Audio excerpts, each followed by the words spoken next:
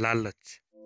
लालच दुनिया की वह चीज़ है जिसे एक बार लग जाए वह उसमें पूरी तरह खो जाता है और इसी के कारण वह कितने ही ऐसे कार्य कर बैठता है जिसका उसे अंदाजा भी नहीं रहता। पुराने लोग कह गए हैं, लालच बुरी बला।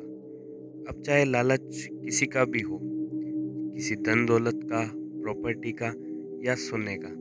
जैसे कि हमने आपको हमारे पहले वीडियो में बताया कि किस तरह उस सोने के लालच में अनगिनत लोग उन रहस्यमय परछाइयों का शिकार बने और उनके हाथ में सोने का एक टुकड़ा तक नहीं आया और अपने पीछे केवल छोड़ गए तो एक रहस्यमय अद्भुत इतिहास जो कि काफ़ी डरावना और भयानक था।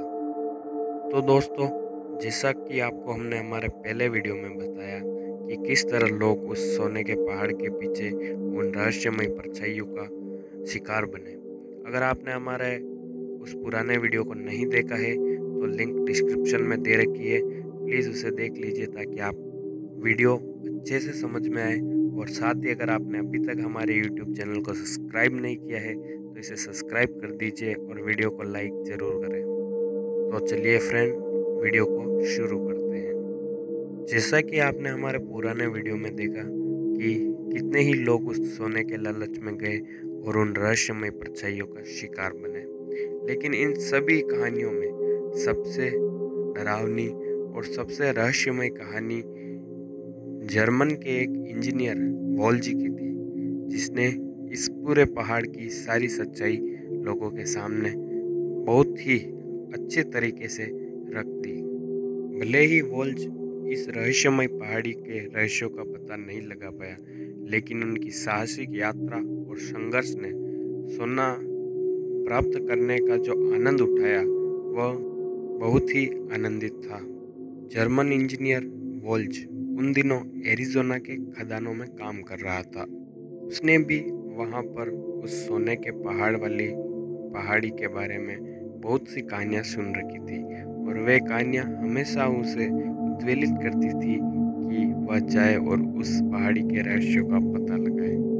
उसे हमेशा ऐसा लगता था कि जैसे उस पहाड़ी से कोई रहस्यमय शक्ति उसे अपनी ओर बुला रही है।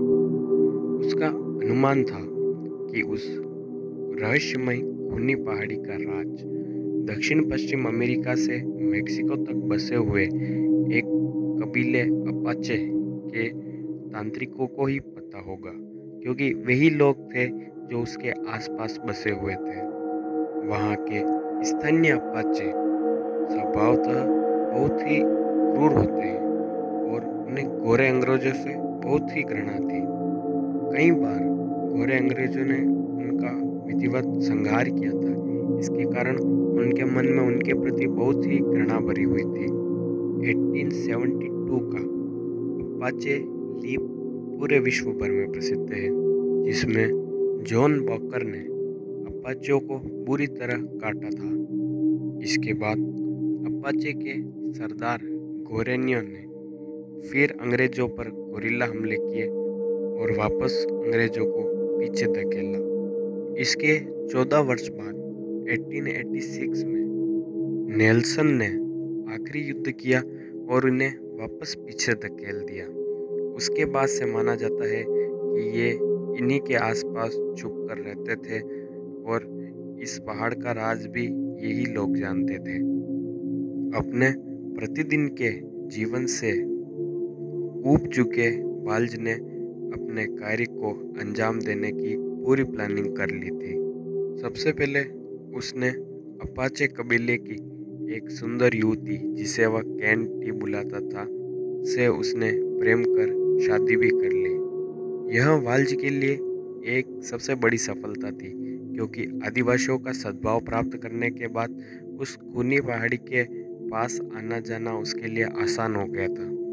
सबसे पहले उसने अपनी पत्नी कैंटी से इस रहस्यमय पहाड़ के बारे में जानने की कोशिश की, लेकिन थोड़े ही समय में उसे यह पता चल गया कि कैंटी तो क्या, इस पूरे कबीले के कोई भी लोग उस पहाड़ के बारे में ज़्यादा नहीं जानते।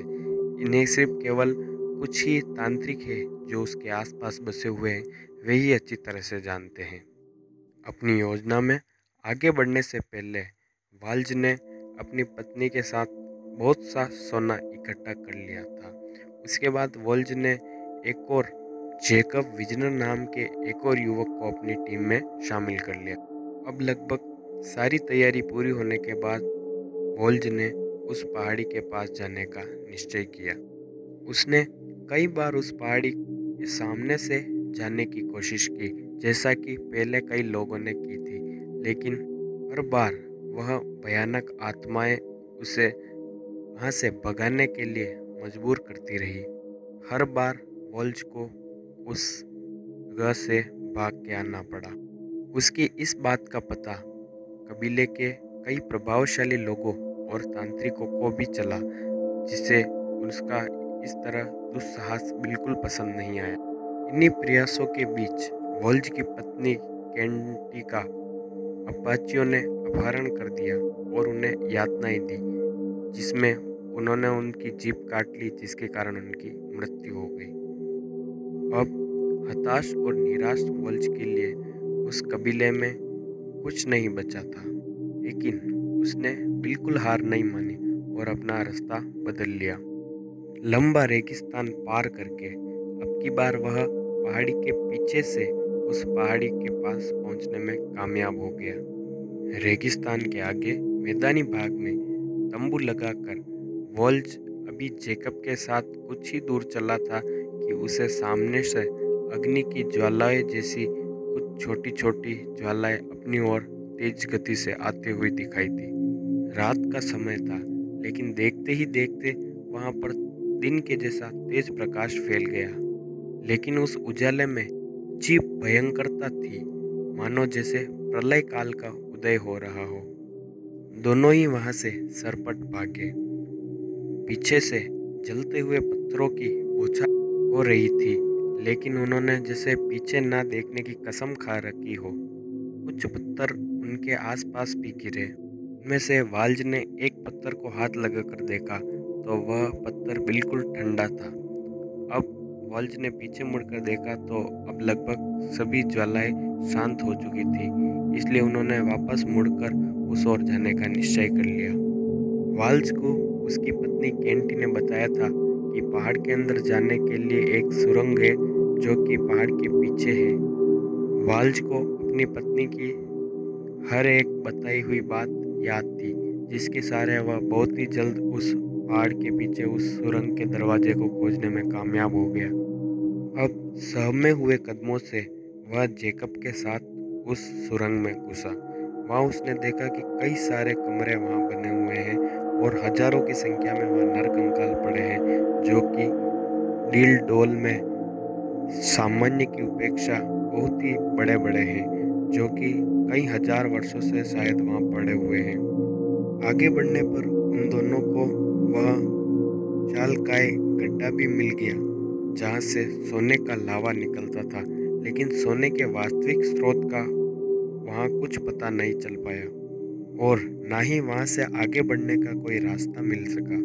वहाँ की भीषण गर्मी से वहाँ एक एक पल गुजारना उनके लिए बहुत ही भयानक हो रहा था। अब वापस लौटते समय जंगल के एक नदी के किनारे उन्हें उन कबीले वालों ने देख लिया। जेकब तो वही बेरहमी से मार दिया गया, लेकिन वोल्ज किसी तरह उनके चंगुल से बच निकला। फिर कुछ ही वर्षों बाद 1961 में उसकी भी मृत्यु हो गई।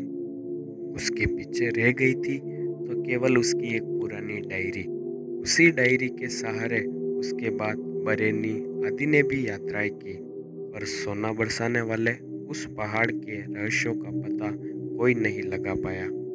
मौत का झपट्टा मारने वाली उन परछाइयों की बात हो या सोना उगलने वाले उसी पहाड़ की बात हो, यह रहस्य आज भी कायम है और इसका पता कोई नहीं लगा पाया। तो दोस्तों, आपको हमारा यह वीडियो कैसा लगा कमेंट बॉक्स में ज़रूर बताइए।